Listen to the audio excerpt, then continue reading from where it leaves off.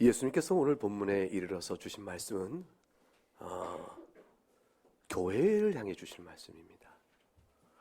교회 안에서 성도로 살아가는 우리들이 구약의 옛교회의 모습을 생각해 보면서 결국 교회를 세우시고 지금까지 이어지는 교회 역사 속에서 허다하고 다양한 교회들이 있는데 우리가 어떠한 교회 모습으로 있어야 될 것인가를 우리에게 교훈해 주시고, 그리고 각각의 신앙의 중심이 어떻게 하나님 앞에서 있는지를 다시 한번 돌아보게 하는 큰 은혜의 말씀입니다.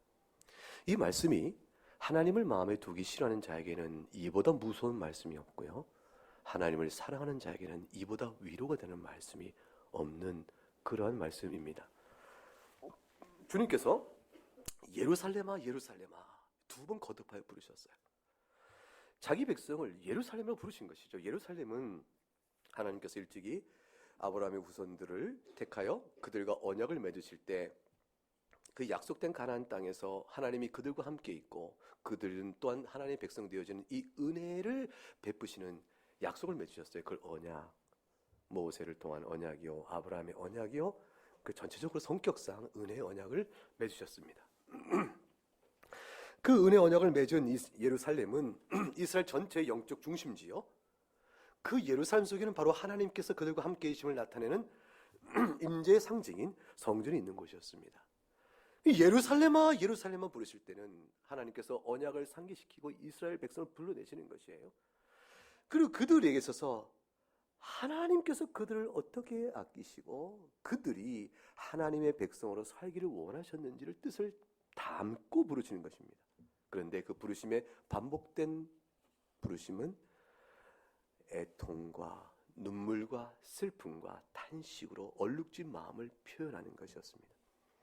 실제로 준성기에 보게 되면 이런 식의 표현들, 반복된 이름을 부르는 것은 그것이 강렬한 슬픔, 영혼 깊이 뿌리 내려진 슬픔을 표현할 때 사용된 표현이었음을 우리가 성경을 통해 알 수가 있습니다. 사무엘하 18장에 가게 되면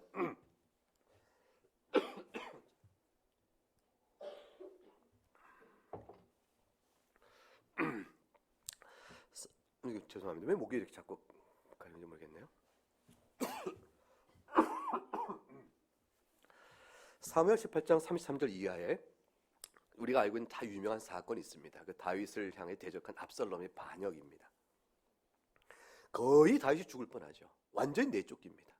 그래서 이건 패배가 짙은 압살롬의 승리가 눈앞에 있는데 하나님께서 간섭하셔서 결국 압살롬을 물리치게 되어집니다.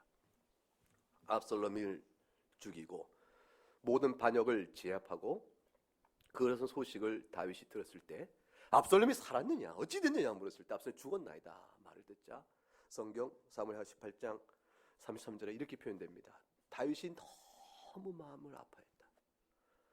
반역한 아들인데 그나마도 압살롬이 죽었다니까 다윗이 마음이 너무 아파서 슬피 울고 울었다.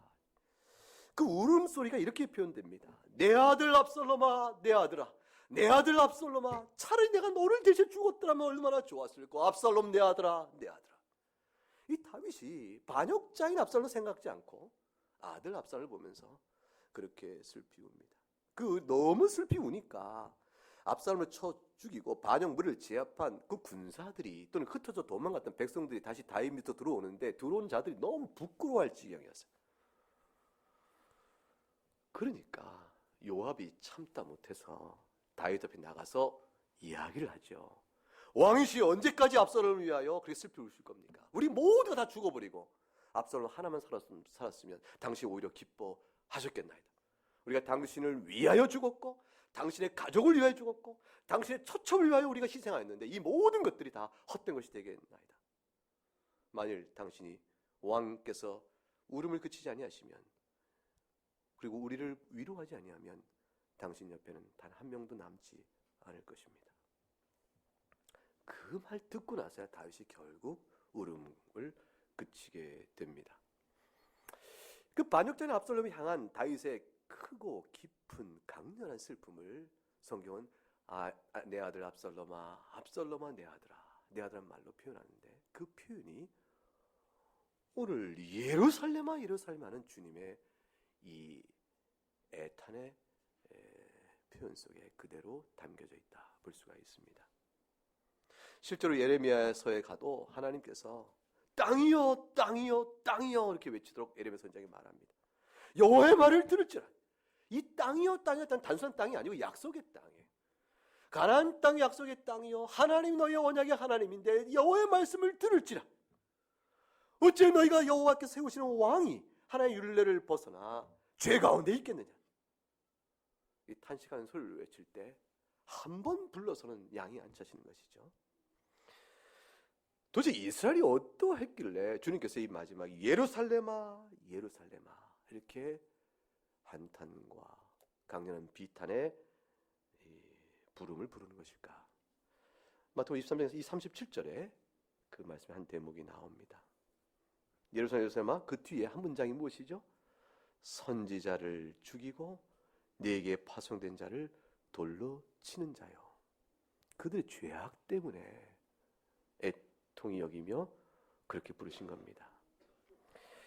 하나님의 사랑은 하나님의 말씀을 통해 받는 겁니다.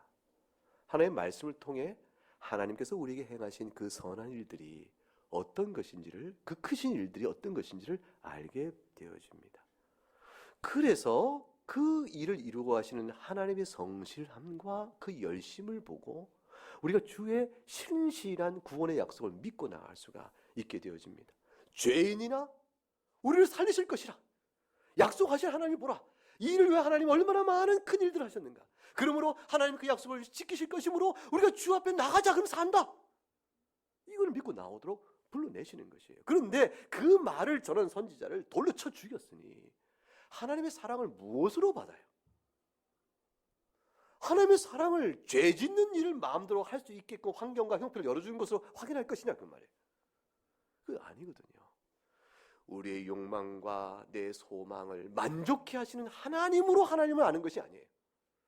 그건 하나님의 사랑을 아는 방법이 아닙니다. 그런 거라면 이방 종교들도 다 약속하는 일이죠. 그거를 격려하고 추구해 나가도록 하죠. 하나님은 선지자를 보내세요. 말씀을 우리에게 보이세요. 하나님의 교훈에 비추어 우리의 실상을 그대로 드러내시고 그 말씀으로 우리의 죄를 책망하시고 그러고 우리에게 돌이켜 오라. 그러면 산다는 약속을 더불어 주시는 것이에요. 하나님의 말씀의 선지자가 정죄만 하는 선지자가 어디 있어요? 정죄로만 끝나버린 선지자는 아무도 없습니다. 너희 죄를 깨닫고 돌아오라. 하나님께서 너희를 용서하신다. 내 마음은 너희와 함께 있으니 돌아오라. 이게 항상 용서를 전제한 책망입니다. 은혜 아래 죄의 각성인 것이지 죄의 각성하고 돌아온 자를 이제 네 죄값대로 받을 것이라. 이제 네가 죄를 알았느냐? 이제서 알았느냐? 하면서 그렇게 해서 내쳐버릴 하나님이 아니신 것이에요. 회개하나 회개를 받지 아니한 하나님은 그런 하나님은 성경에 없습니다. 돌아오라는 것이. 그러나 예레미야 22장 그 말씀 한번 볼까요? 예레미야서 22장 구약성경 한 1085쪽쯤 됩니다. 예레미야 22장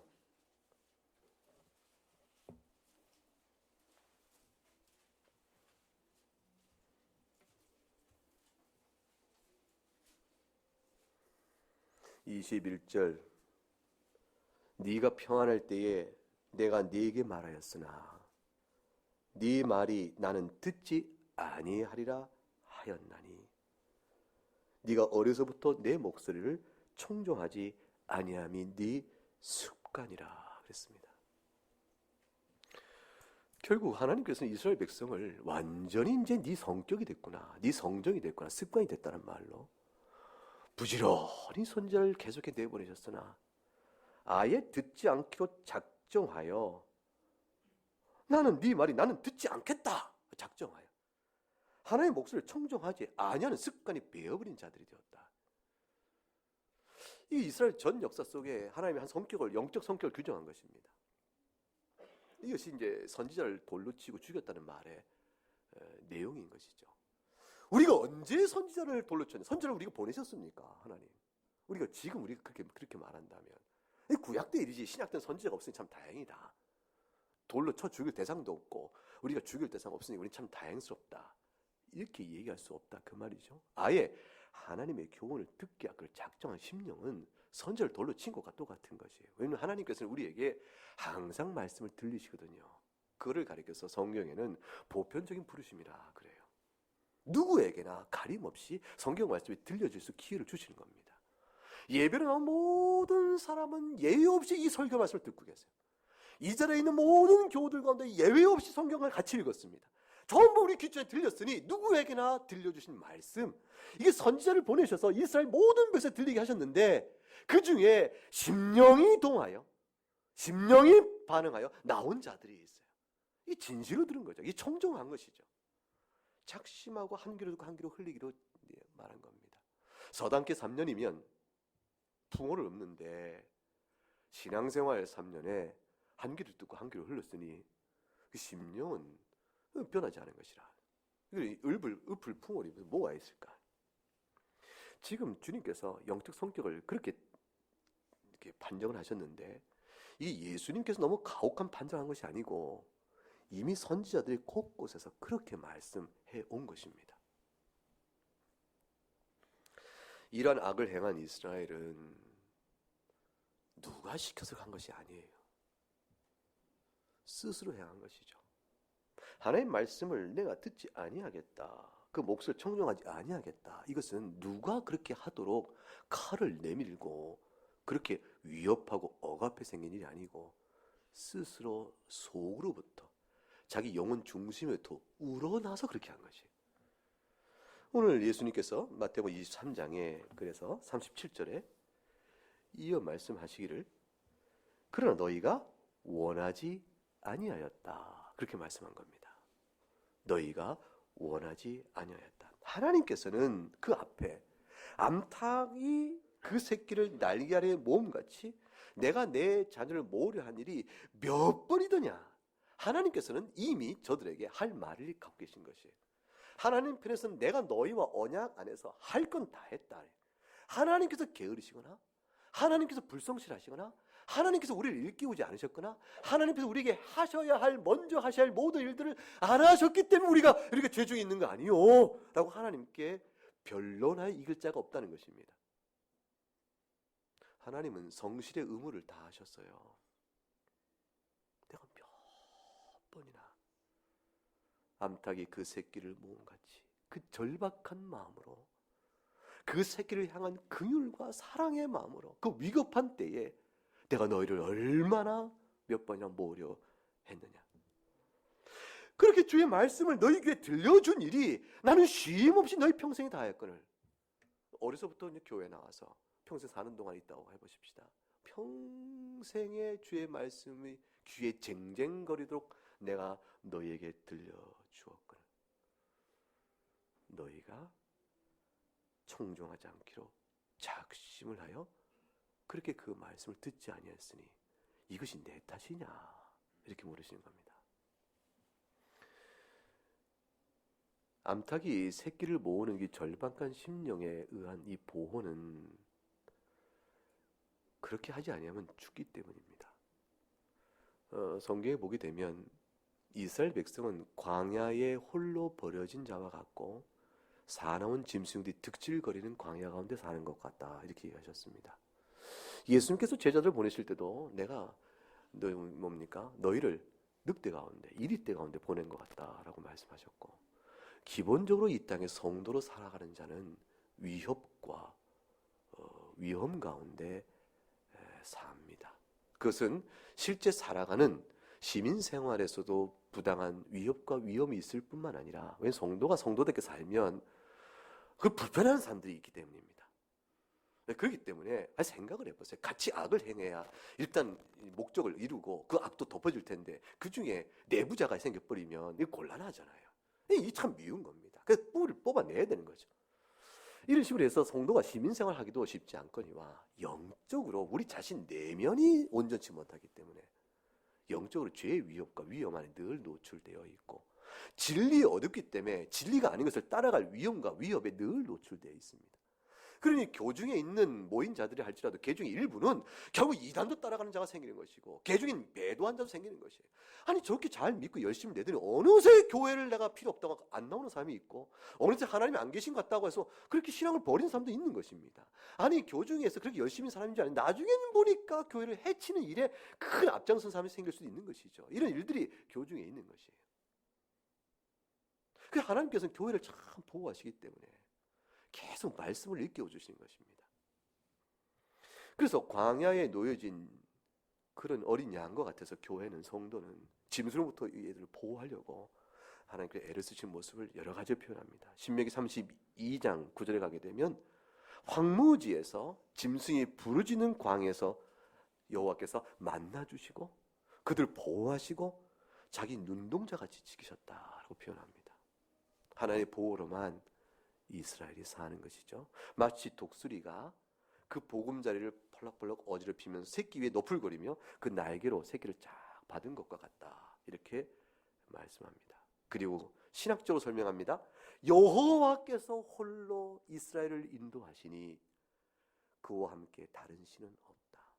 성도가 한 인생 살아가며 믿음 안에 사는 개인의 신앙도 하나님께서만 홀로 보호하시고 그 보호를 위하여 교회를 세우시고 교회를 통하여 그 성도 한 영 한 영혼을 보호하십니다.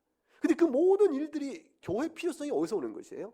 개인이서 무력하거나 나태하는 영적 생활을 격려하고 서로 힘써 할 수 있도록 교회로 부르시는 것이고, 교회 예배를 통해서 계속된 말씀 선포로 심령을 일깨워 오시는 것, 그것이 주님께서 우리를 보호하시고 사랑하시는 방식인 겁니다. 부모가 볼 때 죽을 위기에 있으니까 아들아 그것은 아니야, 글로 가면 안 돼 라고 맺는데, 평소부터 부모의 말을 듣지 않았던 버릇이 된 아이라 절벽인데 그 넘어가면 폭포에 떨어지는데 히닥거리면서 부모 말을 멸시하면 계속 글로 달려가냐 떨어져 죽습니다. 미련한 주의 백성들인 것이죠. 주의 백성으로 자처했으나 미련한 자들이라, 그 말이죠. 그 떨어지면 불구덩인데 그게 아니라고 목노아 엄마가 푸른 부를수록 목노아 우는 소리를 자기를 억압하고 구속하는 소리로 귀찮게 여기는 거예요. 더욱더 부모의 소리가 높아갈수록 더 억압이 크다고 생각하면서 결국은 그 불덩이로 그냥 달려가 죽고 만다. 하나님 보실 때 이스라엘이 그랬다는 것입니다. 주님 보실 때 그 당시 교회가 그랬다는 것입니다. 하나님 주시는 메시지는 우리 마음을 그냥 들어서 가볍게 그냥 편안하게 이렇게 될 수 있게끔 하지는 않습니다. 예수 그리스도의 구원의 은혜는 깊은 죄에 대한 각성 속에서 정말 살 길이 있구나, 이걸 통해서 얻는 큰 위로인 거예요. 아니 그리스도의 십자가 필요해야 그 십자가 은혜인 줄 알죠. 십자가 필요를 못 느끼면 그 십자가 뭐 장식입니까? 아니잖아요. 세례 요한의 세례가 얼마나 귀해요. 근데 바리새인과 사두개인들은 뚝 왔지만 구경하러 온 사람들이에요. 그러니까 세례 요한이 독사의 자식이라고 그들을 지칭해버리지 않습니까? 누가 너희로 하여금, 그 다음 중요한 말이 나와요. 임박한 진노를 피하라고 했느냐. 임박한 진노가 있는 줄 모르고 회개를 구경 삼아 온 겁니다. 교회를 우리가 예배로 온다는 것, 성도로 산다는 것은 하나의 증거가 두 가지가 있어요. 밝은 쪽으로는 십자가 은혜로 구원받은 자의 성도의 즐거움과 평안과 위로와 행복이 가득 차 있습니다. 반대로 보게 되면 밖에는 뭐가 되죠? 진노 아래에 있다는 사실이에요. 그리고 그 진노를 마지막 때는 절실하고 철저하게 볼 거라는 사실을 아는 거죠. 진노가 임박해 있으니 살 길을 찾아 나온 것이 방주요 교회가 되는 겁니다. 그걸 잘 깨달아 표현돼야 하는데, 그러면 그걸 아는 사람은 어떤 것이냐? 세례 요한이 이렇게 말했어요. 너희가 회개에 합당한 열매를 맺고 속으로 너희가 아브라함의 조상이라, 아브라함이 너희 조상이라고 생각지도 말라 그랬어요. 이 말은 무엇입니까? 사람이 혈통적인 아브라함의 자손이라는 자기 의를 갖고, 그래서 내가 하나님의 자녀라는 이 생각 자체에 담겨있는 위험성을 고발해내신 것이죠. 우리는 아무것도 아니요. 하나님께서 원하시면 돌 가지고도 아브라함의 자손을 만들 수 있으니 우리가 돌과 뭐가 다르겠는가? 라고 생각하며 자신의 처지를 깊이 들여다보면서 오직 하나님께서 우리를 아브라함의 언약 가운데 부르시니 얼마나 큰가? 이걸 깨닫고 회개하고 나오는 거 중요한 것이다. 내가 회개의 열매도 없이 임박한 진노를 피할 줄 아느냐? 이 자리에 나왔는가? 메시지를 바로 받지 않았다는 뜻이지요. 예수 그리스도 안에서 구원받는 은혜에 대한 메시지는 임박한 진노, 죄에 대한 분명한 하나님의 심판적 선언, 그 앞에서 자신이 아무것도 아니라는 사실, 죄인의 사실에 대한 영원 깊은 깨달음, 그러면서 비로소 십자가 안에 주시는 약속, 믿기 어려운 약속이에요. 왜냐하면 죄의 무게를 생각해 보면 어떻게 좀 가벼운 죄를 용서한다, 그거 좀 이해가 가잖아요. 내가 너 지난번에 당신한테 조금 시험 말을 했는데 용서해 주세요. 그 말도 상처받으면 오래 갑니다. 이렇게 약속 안 지킨 것에 대해 용서해 주세요. 이거 용서받는 일은 상대가 용서한다 그러면 내가 상대방이 실수한 일이 좀 가볍다 생각되면 상대가 용서한다 해서 용서가 진정으로 받아들여지는데, 너무 큰 잘못을 해버리면 용서 자체가 가능할까 싶은 것이에요. 그래서 누가복음 15장의 탕자의 비유가 그겁니다. 너무 잘못했어요. 아버지 생전에 당신 죽었다 치고 유산 달라는 말을 했으니 자기 앞에서 아버지를 죽여버린 거예요, 이미. 그래놓고 그 재산 갖다가 다 탕진해서 결국 거지 중에 거지가 돼가지고 아버지 집에 그래도 의탁하고 오는 자기 자신이 용서받을 자가 아닌 것이죠. 그러니 와서 한다는 말이, 내가 아버지를 아버지 어떻게 부르겠어? 나를 그저 짐꾼이요, 일꾼 중에 하나로 봐줘도 내가 영광입니다, 감사합니다라고 고백해내잖아요. 이 아들의 죄를 도저히 말할 수 없다는 걸 알아요. 자기가 얼마나 큰 죄를 범했는가 알기 때문에 하늘과 아버지께 내가 큰 죄를 범했나이다. 죄를 깨닫는 것은 공의 심판대 앞에서 죄의 무게를 절감하는 것입니다. 그러고 나면 용서의 은혜가 이게 정말 가능할까? 믿어지지가 않는 것이에요. 예수 십자가 용서의 은혜는 믿어지지 않는 것이 정답입니다. 그런데 하나님의 약속 때문에 믿는 거예요. 하나님의 사랑의 절절한 메시지가 선지자 입을 통해 전해지잖아요. 그래서 믿는 거예요.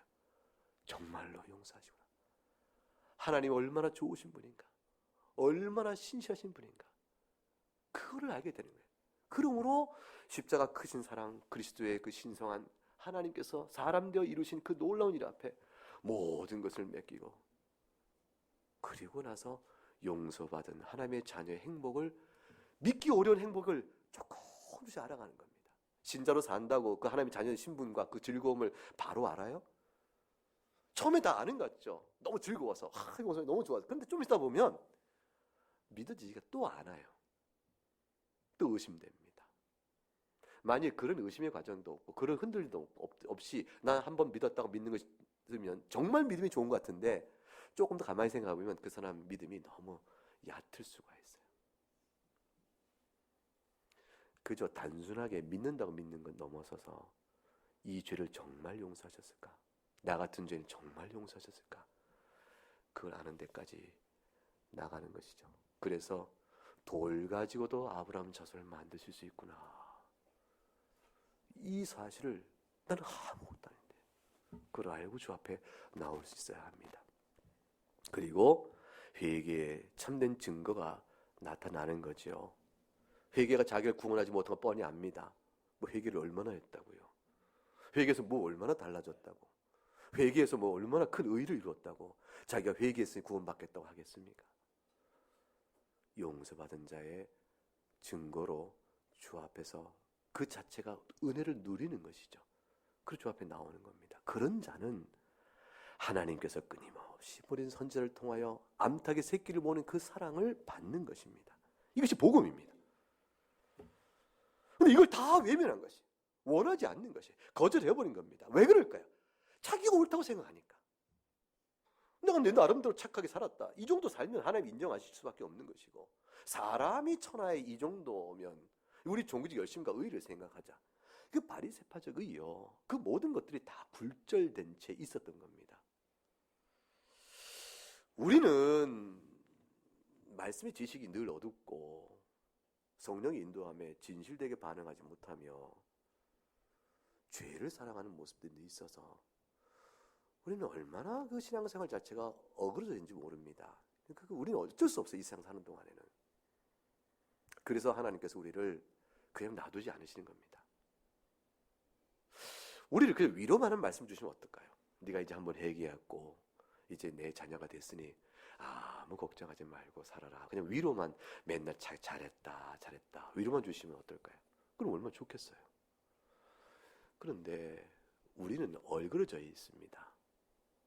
그래서 우리를 얼그러져 있고 이렇게 바로 걷지 못하고 곁길로 가길 좋아하는 우리들을 끝까지 견인해 가시는, 끝까지 영생에서 이탈된 자가 아니더 붙들어 주시는 그 은혜는 죄를 자꾸 보이시는 일, 그리고 용서의 은혜를 다시 한번 상기시키는 일. 그래서 내가 하나님 앞에 어찌 살고 이 은혜를 어찌 감사할까를 다시 생각하는 이 단순한 이 복음적 원리를 자꾸 평생 보게 하실 겁니다. 평생 보게 하시는 겁니다. 그러면 조금씩 변하지요. 우리가 마음에 너희가 원하지 않았다는 말씀 속에 드러난 대로 정말로 그것이 소망이 되고 원하면 사람은 반드시 변합니다. 고침 못 받을 영혼이 없습니다. 온전하게 고쳐짐을 받지는 못하지만 고침 받습니다. 성격을 바꾸는 것은 너무너무 어려운 일이에요. 그러니까 그 성격의 사용이 바뀌게 되어질 겁니다. 그리고는 나중에는 그 성격으로 인한 연약성이 부담이 되어져서 성격도 주 앞에 내놓는 일까지 자기를 돌아보는 객관적 자기 관찰의 자기 성찰의 모습까지도 나아갈 수 있게 됩니다.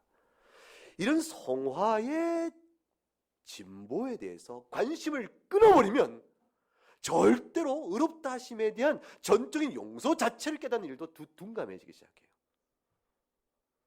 성화는 그 자체가 은혜이면서 동시에 성화는 왜 예수 그리스도 용서받는 의롭다함의 이 사죄 은총이 큰가를 다 계속 보게 하는 그러한 은혜의 목적을 갖고 있습니다. 그러니 성화의 관심을 잃어버린 자는 사실 십자가의 은혜도 모르는 자가 된다는 것이 맞는 것이죠. 그리고 성화는 약속된 대로 진실로 원하여 구하면 그 은혜의 열매를 맛보게 하십니다. 하나님께서 공허한 약속을 주신 것이 아니에요. 우리에게 거룩하게 살도록 명령하실 때 되지도 않은 일, 그냥 흉내만 내고 그러나 아무런 진척도 실제로 이룰 수 없는 일, 실제적으로 아무런 은혜를 이룰 수 없는 일들을 약속하신 것이 아니고 구하는 자에게 그 일을 맛볼 수 있도록 하십니다. 그러나 그것이 본래 우리의 것이 아니기 때문에 하나님의 은혜로 이루어져 맛보는 것이기 때문에 그래서 하나님의 은혜를 구하는 일을 게을리하면 그중까지 내가 이룬 줄 알고 내 것인 줄 알았는데 어느 순간 확 무너지는 경험을 하게 되는 것이죠. 다윗이 그런 것처럼. 다윗처럼 하나님의 경건하게 살아온 자가 그것은 다윗 자체의 본래 것이 아니었어요. 하나님께 베푸는 은혜를 맛보아 누리는 것이었어요. 우리의 경건은 하나님의 베푸는 은혜를 맛보아 누리는 것이요, 그걸 즐기고 있는 것이에요. 그래서 하나님을 영원토록 즐거워하라! 인생의 목적이에요. 그것이 우리의 삶의 기쁨이고 걸음이거든요. 그런데 우리가 하나님을 찾기를 게을리하면 그건 본래 우리 것이 아니었기 때문에 한순간 우리 사라지기 시작합니다. 빛이 없어져 버려요. 원래 내가 발광한 것이 아니고 나의 본래적 피부의 발광으로 내 얼굴빛이 빛난 것이 아닙니다. 하나님의 은혜로 빛이 난 것이거든요. 근데 하나님의 은혜를 거절하고 외면하면 50년의 경건 훈련이 그 무슨 소용이 있습니까? 그 순간에 무너지죠. 하나님께서는 계속적으로 은혜를 구하도록 성령을 쫓아 행하라. 너희는 새 사람인즉 옛 사람을 따르지 말고 새 사람답게 하늘의 것을 찾으라. 이렇게 계속해서 말씀을 주는 겁니다. 원하지 아니었다는 말을 잘못 이해해서 어떤 이들은 마치 하나님께서는 우리를 구하고자 원하나 우리가 아니요 해버리면 구원 못하신다라는 식으로 신학적으로 발전시킨 사람도 있습니다. 이건 매우 잘못된 해석입니다.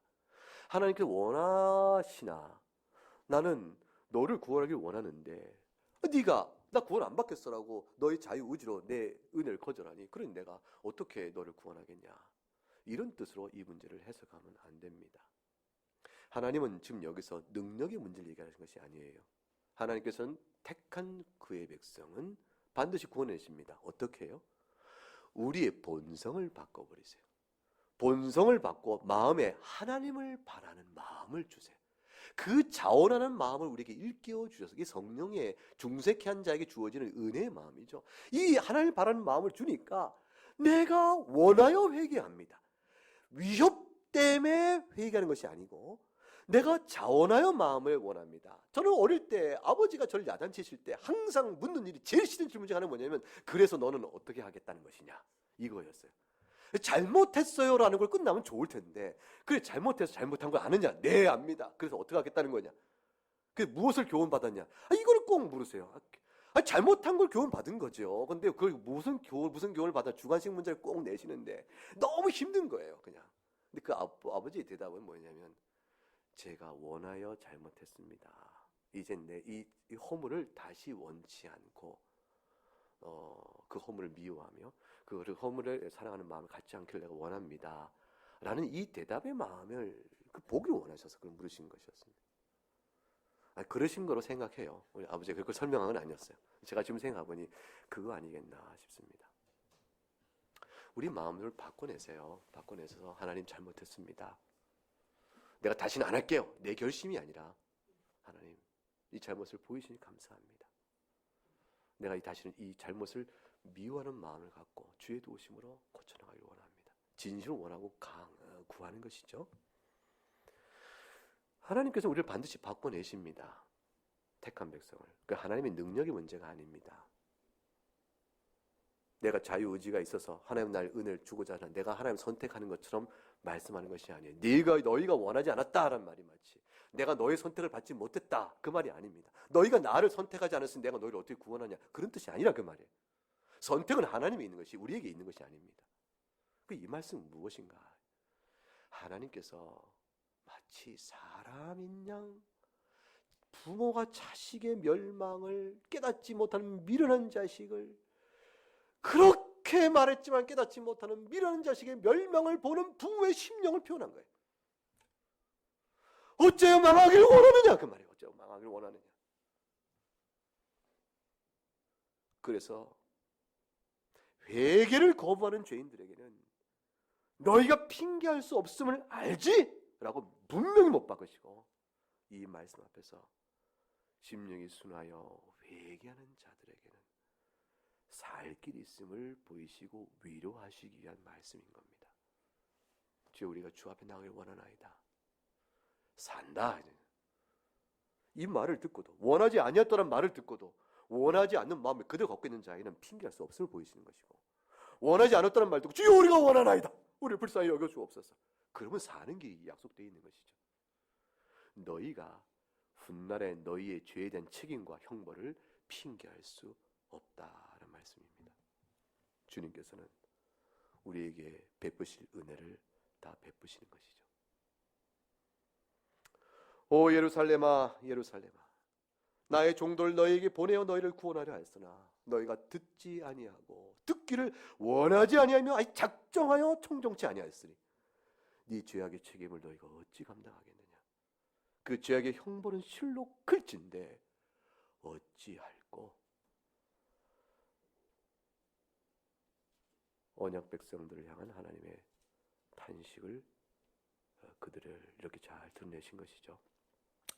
언약 백성 가운데 참된 언약, 영원한 언약에 참된 하나님의 선택된 백성들은 이 말씀을 다 듣고 돌아오는 것이고 그 가운데 섞여 있으나 사실은 하나님의 택함받은 참된 언약 백성이 아닌 자들은 그 말이 소용이 없겠지요. 이사야 65장 2절 3절에 하나님께서 이 애절한 마음을 이렇게 표현하셨습니다. 내가 하루 종일 손을 그들을 향해 내밀었다. 폐역하여 자기 길로 가는 저 백성들 불러 하루 종일 손을 내밀어 내 손을 잡으라 하였으나 저들은 우상을 섬기고 항상 내 앞에서 진노를 일으키는 백성일 뿐이구나. 주님이 그렇게 말씀하십니다. 짐승보다 못하다 하신 것이죠. 소도 임자를 안다 그랬어요.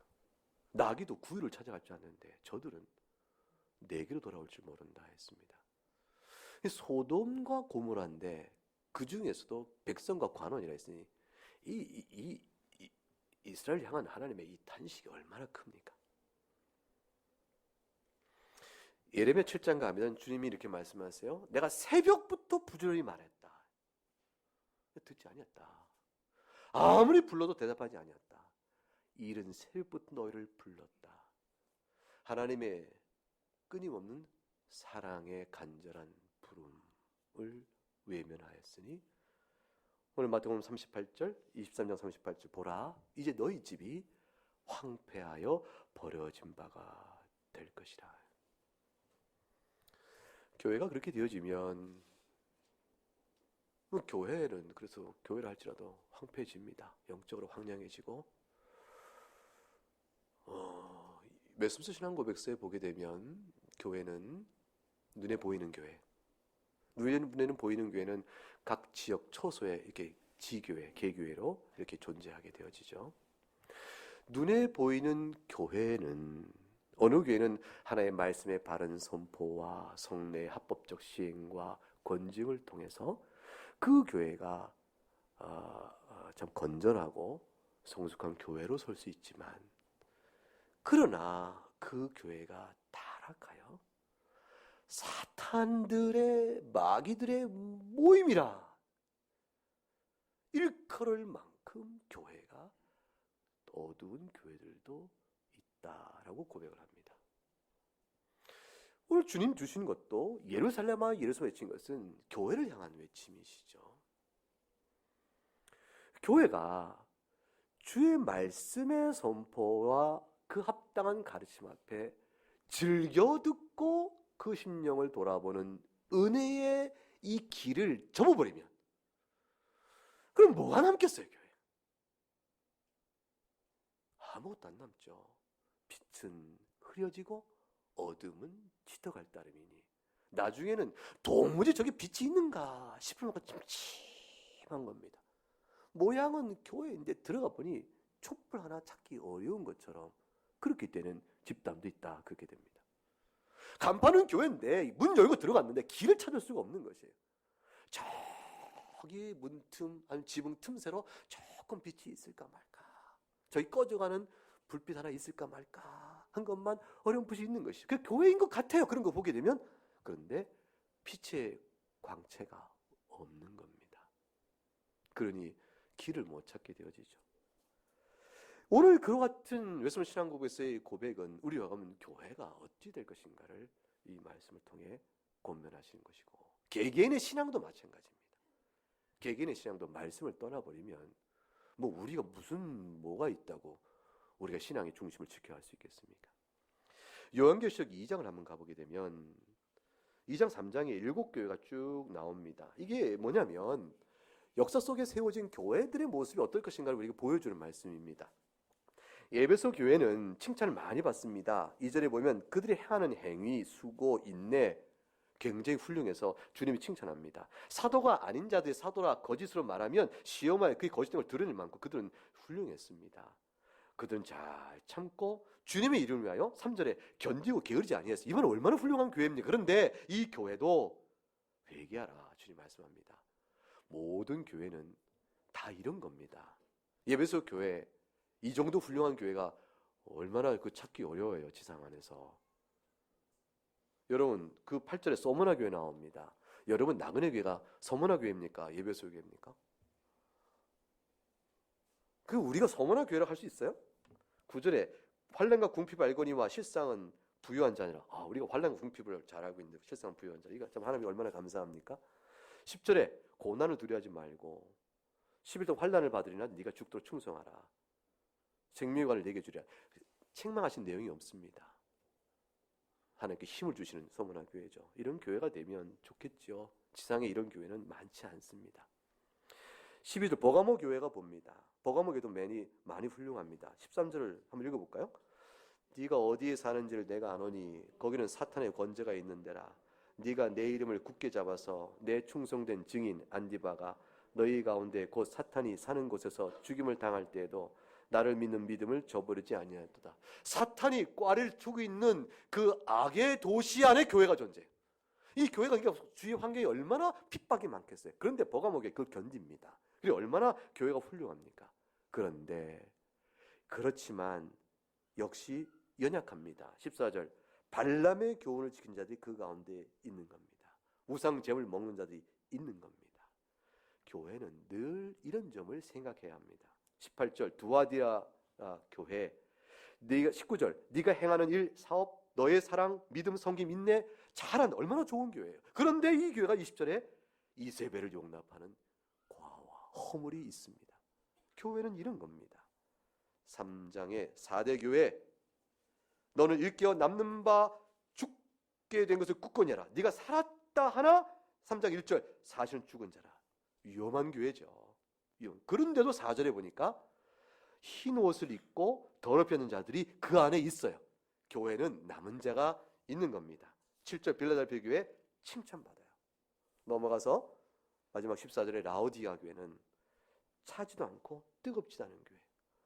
자기가 부유하다 생각하는 사실은 헐벗은 자, 영적 감각이 무뎌지고 제일 둔한 자, 어떻게 보면 가장 위태로운 자입니다. 칭찬받은 것도 없어요. 라오디아 교회는. 차라리 눈을 떠라. 19절 징계할 것이라 회개하라. 그러나 그들에게도 돌이키면 위로와 회복이 20절 이하에 약속되고 있습니다. 하나님께서는 교회를 버리지 않으십니다.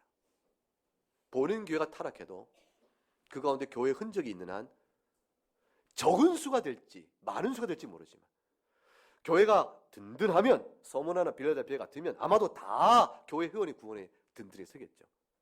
다른 교회들은 실족에 시험에 넘어진 교회도 있을 거 아니에요. 그러나 가장 어두운 교회라도 교회인 이상 하나님 남은 자를 남겨두실 겁니다. 그러므로 교회 역사 속에 주님 오실 때가 존재하는 모든 교회는 내가 너에게 선제를 파송하고 암탉이 나에게 새끼를 모음같이 너희를 계속 모으는 그 일을 하느니 이 하나님의 사랑을 매주 날마다 받고 그리하여 황폐한 집이 아니라 부욕했던 집으로 나가도록 하여야 하는 것입니다. 주님께서 간절한 마음으로 이 말씀을 주신 것이에요. 심판에 서는 배면에는 오고 오는 모든 교회를 향한 주님의 사랑의 마음이 있는 것입니다. 그러므로 우리가 무엇을 구하며 살고 여호와를 경외함으로 섬기고 떨며 즐거워하는 것이에요. 참 말씀이 그렇죠. 여호와를 경외합니다. 섬깁니다. 떱니다. 근데 즐거워합니다. 이 영적인 이 묘한 이 맛을 알 수 있겠는지 이 오미자차 같은 거예요. 시고 달고 오미자는 5가지 맛이 뭡니까? 시고 달고 짜기도 합니까? 그리고 또 어떻죠? 쓴가요? 쓰기도 한가요? 그리고 또 뭐가 있어요? 아무튼 하나님 앞에 쓰는 경건은 오묘해요. 죄로 인해 슬플 때는 하나님 참 얼굴을 찾아가기 어려워요. 그럼 위로 안에 쓰고 용서받고 다시 쓰고 하는 것입니다. 우리 개개인이 다 연약하고 교회가 연약합니다. 실로 겸손하게 주의 말씀을 사랑하며 베푸시는 은혜의 그 깊은 바다 위에 항해를 해가는 것이죠. 파도가 치나 기억하세요. 은혜의 바다에서 파도가 치는 것입니다. 그러면 오늘 주신 말씀의 적용을 바로 해가는 것이라 이렇게 말씀할 수 있겠습니다. 함께 찬송하겠습니다.